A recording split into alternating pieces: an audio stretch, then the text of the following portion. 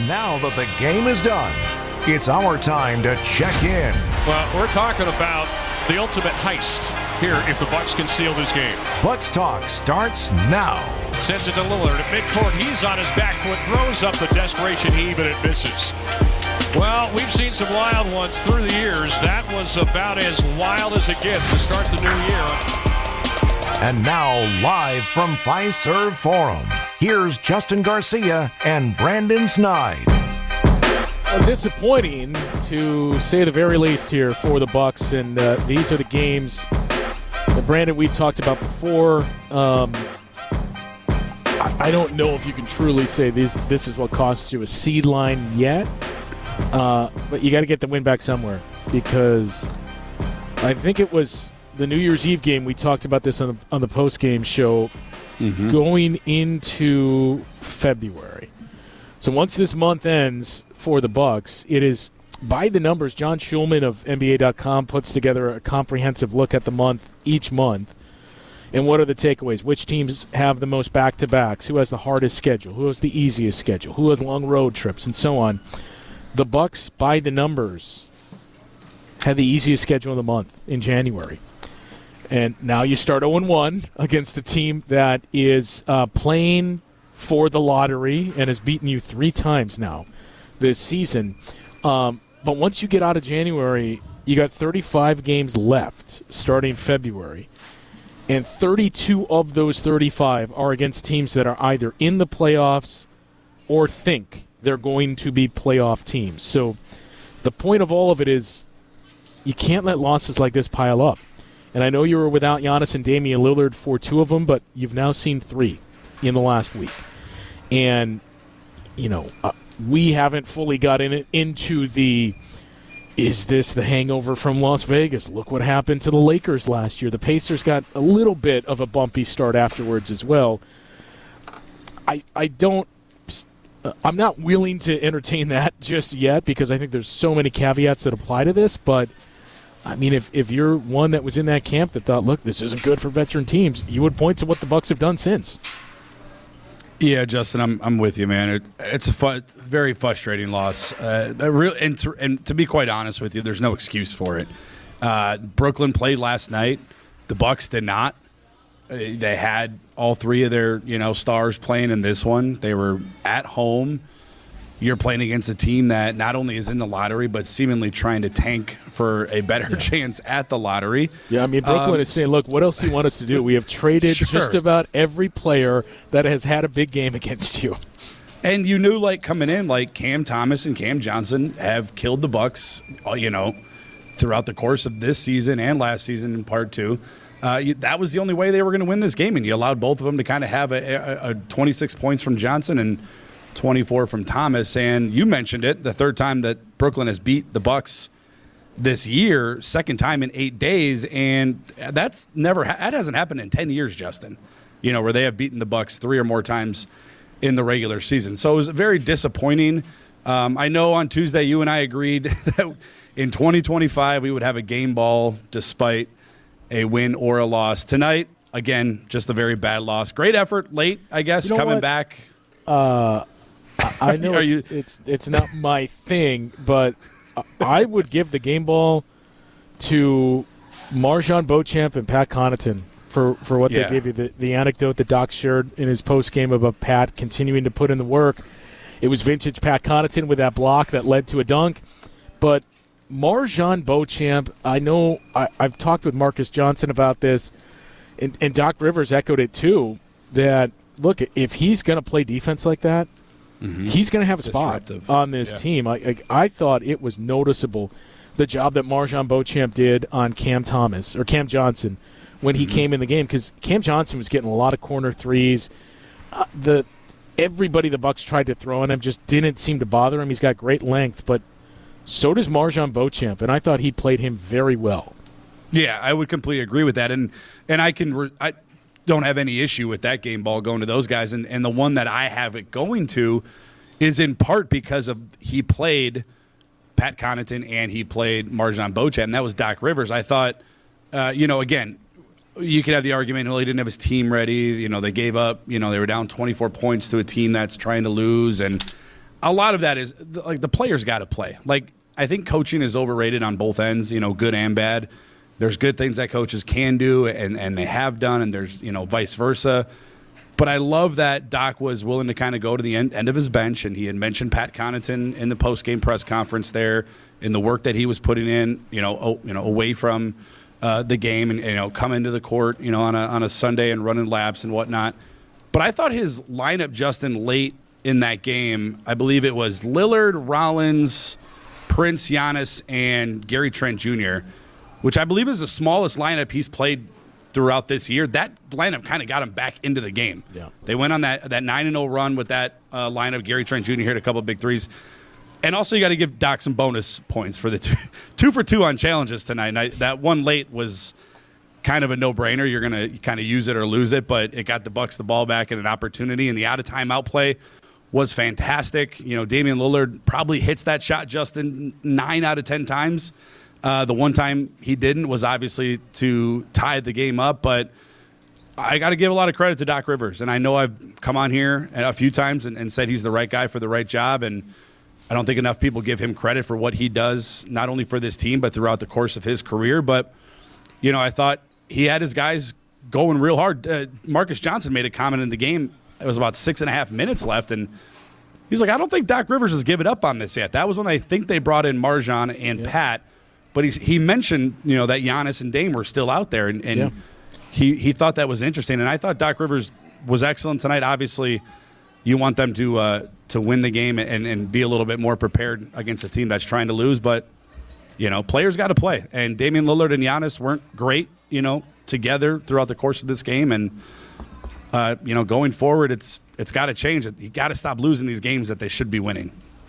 855-616-1620, the number to join us tonight on Bucks Talk. A disappointing loss tonight, 113-110. They lose the season series to the Brooklyn Nets and lose out on an opportunity to get some separation here for some scores that we mentioned earlier on the postgame show. We'll get to those scoreboard updates and a couple of moments that felt like the turning points in this game up next on Bucks Talk. Welcome back to Bucks Talk.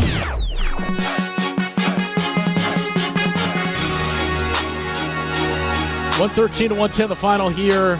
Brooklyn Nets beat the Bucks once again. A game that had a lot of feels to the previous two losses to the Brooklyn Nets. Similarities to that loss last week, the day after Christmas, and especially in the first half. A lot of similarities to that third game of the season. The Bucks lost in Brooklyn earlier this season. 855-616-1620, the number to join us tonight on Bucks Talk. Let's head to the phone lines and check in with Dick in Port Washington. Dick, what do you have to say about this one? Well, I've got two comments that I want to make, and I want to listen to you guys talk about them. I think that the Bucks have continued to demonstrate that they're an average team. They can either go into the play-in tournament or maybe make the regular tournament, but they're not going to go far. I don't know how you describe this. You keep talking about two guys, top 75 NBA history, but there's just nothing there. And I know you're going to point to, that was a great victory on New Year's Eve, but my response to that is that Indianapolis is just like us. They're an average team. They can go either direction. That's one comment. My second comment is that in between being disgusted with watching the Bucks game and who I didn't like on Johnny Carson, I watched the Minneapolis Celtics game. And here's what's disturbing to me. Now, I'm a true lover of the NBA. I remember sitting at the Mecca watching Kareem play with Oscar, and it was really great basketball. But when I talk to my friends and listen to a lot of people about sports, I think there's a real concern about where the league's going, and LeBron mentioned this. Tonight, in Minneapolis, there were 95-plus three-point shots. So that means all you got to do is run down and shoot a three and run back. That's not what the game that people looked up and followed for years.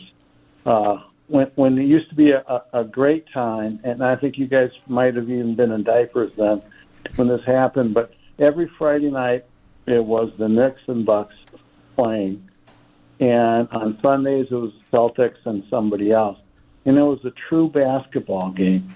Now it's something's wrong with the game. I think you're going to lose the marginal fan. I make those two comments, and I want to hear what you guys got to say. Thanks for the call, Dick. I don't disagree with much of what you said in your first point. That by the numbers, the Bucks have been an average team. When you look at the record, when you look at where the offense checks in, the defense, your net rating, everything that you're pointed to statistically is in line with teams that have been 500-ish teams, and that's the level the Bucks have played at. I mean, we can take out the 2-8 start all we want, but there's been blips other than that 2-8 start. Like, I do think Doc Rivers is right in that it felt like this team was really starting to click on all cylinders going into the NBA Cup tournament, but you got to sustain it, and I think you have more than half of your season left to get that part on track, but it is it's dangerously veering towards a path of the discussion that I think everybody is currently having, or most people are currently having, with a team that plays to the north. In that, look, you're a good team. You have a good record by the numbers. You've won some nice games. If you want to win your ultimate championship in your league, the teams you're going to need to beat to do that, those are all of your losses this season. And for the Bucks, you've turned this around. You're playing much better. Giannis and Damian Lillard look much better in tandem as a pairing here. But you're 0-6 against the Cavs and the Celtics. You're 0-7 against the top three teams with the Knicks. Like, at some point, you have to start beating those teams. And they've started to sprinkle in some wins against good teams. I mean, it doesn't count in the standings, but you beat the Oklahoma City Thunder, who have not lost since that game, and were on a winning streak going into it. They've won 13 straight games now. You were the team that went in there and beat them. Even the Hawks, they were playing very well. The Magic, despite the injuries, they've continued to play relatively well and played very tough in that game. So the Rockets, too, I don't want to miss that one. You've started to beat some good teams, but now that, to me, is going to be the tell. I mean, I think what I would say to that point, Dick, is I can't dispute what you've said by the numbers, but I think we'll really know who this team is starting in February when that schedule shifts to basically every game that you have left to close out the season is against a team that's probably going to be in the playoffs. There are no Portlands and Wizards and Nets you're done with, like the Bulls. All of those types of teams are gone from the schedule once you get to February. So that's where we're really going to learn what we saw against the Thunder and what we saw during that Cup tournament. Is this what we can expect from this group? Like, we know what the ceiling is, but can they reach that ceiling? So I think that's where we'll start to get the answer. The second one, I mean, I don't know. I could not disagree more. Like, I'm not saying it is totally enjoyable to watch, but look, the numbers that you threw out for the three-point attempts in the game tonight, I think you also have to point out the rest of the story and not bury the lead here in that, well, the number was so high because the Celtics took 57 threes in that game. This wasn't two teams that were taking 45 to 50 threes. The Celtics almost took 60. That is the way the Celtics have constructed their offense. Every team in the league cannot play this way. And I'm not going to push back on if you were to suggest too many teams play this way. The Celtics can. They still shot near 40% on those 57 three-point attempts. That's how they have constructed their roster, and it's a copycat league. So you see more teams doing that. The Bulls are taking more threes than ever before. But this is also, I don't want to say a fad, but it goes in phases where somebody is going to find something else. Just when we thought, hey, not to compare things to football once again, but, well, it's a passing league now. There's no way around it. Look at the teams that have started to run the ball more and change their offense around that, because that is the inefficiency. Something's going to happen to swing that back. I think the logical piece would be addressing the three-point line, pushing it back, removing corner threes. Maybe that happens. I don't think taking out the corner three is going to give you the results you think it's going to intend, because it changes the overall spacing of the floor. The reason guys take so many threes in this game, do you know what it is, Brandon? No. Because there isn't a 4-point shot. I mean, like, if this shot is worth more points, you should be taking more of those. The Celtics are built that way. Other teams are not, and that's the frustration. I get it. But I would also push back. Look, in the 80s, if you want to talk about that game, it was a much different game. Fine. I think people are quick to forget how rough this was of a watch. A lot of the early 2000s and 2010s especially. We look back on that too fondly and don't really remember what the league truly was or how offenses evolved here. It is the most skilled players in the world playing this, where you think about how much the game has changed now. You don't have any Todd McCulloughs playing center that are just out there for 6 fouls a game and to get rebounds under the basket. Centers are dribbling the ball and shooting the ball. Like, it's the natural evolution of this game. So I get it if you came up with the league, and I don't want to date Dick here, but if you're used to watching basketball, the 70s, the 80s, the 90s, you think, well, what is this that I'm seeing now? But that's just the way the league goes. I mean, people were saying the same thing when guys started to dunk. Yeah, I'm with you, Justin. I got 2 point of views on this. Number one, I mean, you don't have to look far at all outside of the NBA. What is the NFL doing? I mean, they want offense. It's impossible to play defense in the NFL. They want offense. They want numbers. Major League Baseball with the pitch clock. They want the game to speed up. They want, that viewership to kind of tap in a little bit longer. I don't have an issue with the NBA and where it's going. I quite frankly, I don't think I'm as old as you, Justin. I'm not as old as Dick. But this is I grew up in the early 2000s, and this game is a little bit, more entertaining. I think so. When you got 7-foot centers like Brook Lopez putting up a handful of threes a game, and being able to change how teams play defense, I don't know. I think it's entertaining. The one thing that I will kind of, I guess, sort of agree on Dick. He didn't really make this point, but I feel like he's probably feeling this way. Is that the Adam Silver NBA is soft. Andre Jackson Jr. should not have been ejected tonight for that flagrant 2. That was not a flagrant 2. I've seen Giannis get fouled harder on a common foul probably 3 to 4 nights a week, Justin, than I saw where Andre Jackson Jr. brought his hand and tried to... We haven't touched on this one yet, so save that. Yeah. We'll get into the flagrant 2. Yeah, that's the only thing I think I would have, is that I think that there's 2, they tried to do a better job with the flopping. They started off really good. I believe it was last year or the year before where they put that new rule in, but it seems to go right back to where it is now. That would be the only issue I have with the NBA right now, but I like the offense. I like the shooting. I think the pace of play, my 9-year-old, he turned 9 a couple weeks ago, he's tuning into these games, and I don't know if he's going to tune in, 20 years ago if he was 9 years old and to watch these games, where the pace wasn't as fast and as fun, and guys are putting up shots. And I don't know. I can see both sides. I personally like it, Justin. It's not going anywhere, that's for sure. All right, the Andre Jackson Jr.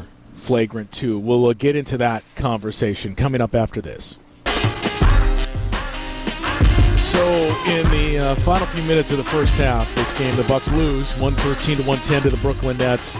Andre Jackson Jr. ejected from this game for a flagrant 2. So I gather, based on your comments last segment, you felt it was rather egregious. Brandon, in real time, I also thought flagrant 2 is a bit much. It was a flagrant foul. Mm-hmm. There's no ifs, ands, or buts about it. I think what ultimately cost Andre Jackson Jr. was the tussle that he got into with Nick Claxton, where he was slapping his hands down literally seconds prior to that, and it was, unfortunately for him, for Ajax, it was right in front of Musa Dagger, the official, who saw that happen and clearly said something to them, like a parent telling their kids fighting in the backseat, knock it off. And then Andre Jackson Jr., I think to the naked eye, it looked like he was just trying to kind of squeeze his way through a screen and catches him with his hand in the face. But it was ruled a flagrant 2, that there was malicious intent and a windup there, and he's ejected from the game. Now, to be clear, I don't think that is the reason or a large reason why the Bucks lost this game. Correct. I agree. But in listening to Doc Rivers talk after the game, you got the sense Doc Rivers didn't have a huge problem with it. We've heard Doc Rivers sound off, and granted, you got to pick your spots, and you got to pick the players that you're willing to do it for. I don't know if Andre Jackson Jr. is there just yet. But Doc's comments were, I talked to him shortly after the play. I talked to him a little bit in the locker room, but it's one of those things where emotions are high. Revisit this conversation tomorrow. That tells me Doc Rivers didn't think it was egregious. Thought, I think that's probably a flagrant 1, but look, I can see why the officials are giving him that, and the I'll save it to talk to him tomorrow is probably the, hey, look, you got to cool it with the aggression on some of these plays. Guys are looking for this, officials are looking for it. I would much rather have to coach aggressiveness down with a player than constantly urge them to have that. But I don't know, maybe I'm reading too much into it. What I took from Doc's comments, very brief comments about this after the game, where, I didn't have a huge problem with it. Yeah, I don't disagree with that, and you're right. But I also think that Doc Rivers doesn't want another $25,000 fine. But it's very possible that he thought it may have been the right call. In real time watching it, and then even the replay, I just didn't think, Justin, the definition of a flagrant 2 is unnecessary, which you can make the case that was, but it says excessive contact in the definition according to the NBA rulebook. I don't know if that was excessive. It was pretty excessive, but the intent is the bigger part with the flagrant 2. If it's not Claxton, but I believe that's who it was. Yeah, it doesn't hit him in the head or the face. You know what I mean? I don't know. We've seen Andre Jackson Jr. with his hands up high, where he tries to squeeze off, that pick and roll, and I just didn't think, it was necessary for a flagrant 2. I could see a flagrant 1, without a doubt, and I even put that on my Twitter. I think that would have been fine, but to throw a guy out, and Claxton didn't even really have a response to it either, and maybe that was, him being, a veteran move on his part, not trying to get tangled up with anything else and give the Bucks some free throws as well. But I don't know. I've watched Giannis take more excessive hits and falls than I feel like what Andre Jackson Jr. did tonight. And I think the big part is this one you could kind of see starting to unfold. You could see Musa Dagger having some type of communication with Ajax as he's moving down the floor, and there is contact and a scuffling between he and Nick Claxton, that it just kind of seemed like a parent warning their child and then catching them immediately doing something that they told them not to do. Okay, well, you're grounded now. What do you expect? I told you not to do this. That was the feel I got from this.